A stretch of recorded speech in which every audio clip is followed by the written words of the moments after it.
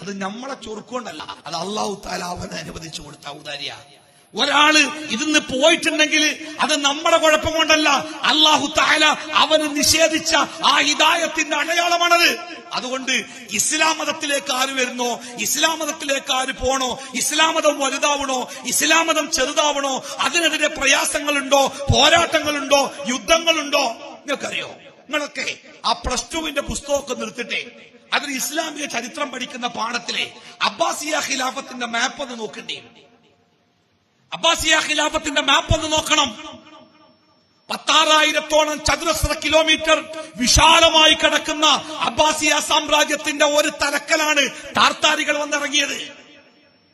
ആ താർത്താരികളുടെ പടയോട്ടം അബ്ബാസിയ ഖിലാഫത്തിന്റെ മറുഭാഗത്തെത്തുമ്പോഴേക്ക് ലക്ഷക്കണക്കിന് മുസ്ലിങ്ങളെയാണ് അവർ തകർത്തെറിഞ്ഞത്. ഞാറ് പറിക്കുന്ന മരിക്കാം. നിങ്ങൾ പാടത്ത് ഞാറ് പറിക്കുന്നത് കണ്ടിട്ടില്ലേ? നാറ് പറിക്കുന്ന പണിക്കാര് ഞാറ് പറിച്ചിങ്ങനെ പോയാല് ഓലെ ബാക്കിൽ പിന്നെ ഒരു നാറിന്റെ ഒരു തെടിയും കൂടി ഉണ്ടാവില്ല, മുഴുവൻ പറിച്ചു ഒഴിവാക്കി ഇങ്ങനെ പോല.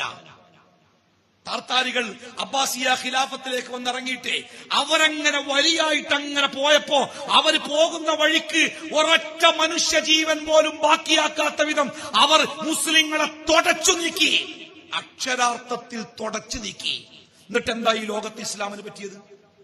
196 വർഷത്തോളം ലോകത്തിലെ മുസ്ലിങ്ങളുടെ മേൽ പെയ്തിറങ്ങിയ മഹാമാരിയായിരുന്നു കുരിശ് യുദ്ധം. 196 കൊല്ലം. നിങ്ങൾക്കറിയോ? ആ കുരിശ് യുദ്ധങ്ങൾ നടന്നില്ലായിരുന്നുവെങ്കിൽ ഇന്നത്തെ അമേരിക്കയുടെ സ്ഥാനത്ത്, ഇന്നത്തെ ബ്രിട്ടന്റെ സ്ഥാനത്ത്, ഫ്രാൻസിന്റെ സ്ഥാനത്ത് ഇറാനും ഇറാഖും അഫ്ഗാനിസ്ഥാനും അടങ്ങുന്ന മുസ്ലിം രാജ്യങ്ങളാകുമായിരുന്നു. ലോകത്തിന്റെ മുകളിൽ സമ്പത്തിലും വിദ്യാഭ്യാസത്തിലും പുരോഗതിയിലും ശാസ്ത്രത്തിലും മുസ്ലിങ്ങളാകുമായിരുന്നു. ലോകത്തിന്റെ മേലെ ലോകത്തിലെ ഏറ്റവും വലിയ ജനവിഭാഗം മുസ്ലിങ്ങളാകുമായിരുന്നു. ആ മുസ്ലിങ്ങളെ നാമാവശേഷമാക്കിക്കൊണ്ടാണ് കുരിശ് യുദ്ധത്തിന്റെ പേരിൽ ലോകത്ത് പടയോട്ടങ്ങൾ ഉണ്ടായത്. എന്നിട്ടെന്താ ഇസ്ലാമിന് പറ്റിയത്? ഇസ്ലാം ഇല്ലാതായോ?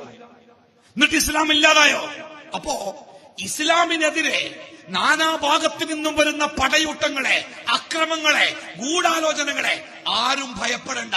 ഇസ്ലാം മതം അള്ളാന്റെ മത, അത് നമ്മൾ ഉണ്ടാക്കിയതല്ല, അത് പടച്ച റബ്ബിന്റെ മത. ആ മതത്തിനെ പടച്ചോൻ നിലനിർത്തും ഈ ലോകത്ത്.